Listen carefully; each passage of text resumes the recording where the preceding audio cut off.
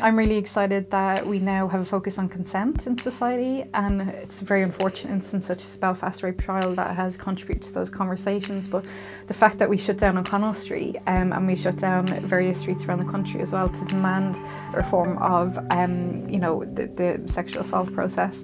We now have consent classes in university, the ones in DCU lately had to turn away hundreds of students, so there is a real demand for these kind of conversations to have in society, because I think consent doesn't have to be about sex. Consent is just how we relate to other people and how we mind other people's boundaries and what their wants and desires are as well, outside of sex, as a wider conversation. We can start talking about consent to really, really young kids. Like toddlers are able to learn that they have the ability to say no about things that they don't want to happen. Like anyone who's raised a toddler will know that sometimes the word no is a toddler's favourite word.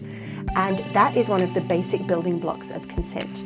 If we are able to teach our kids about bodily autonomy, that their own body is their own and they have the right to decide what happens to it, then a consensual culture is already starting to develop in our house. If I have a young person and they are going to the local disco and someone approaches them and says, "Would you like to meet?" But I want my young person to be able to stop and think, do I want to meet this person? And then my young person needs the skill to be able to communicate what they want.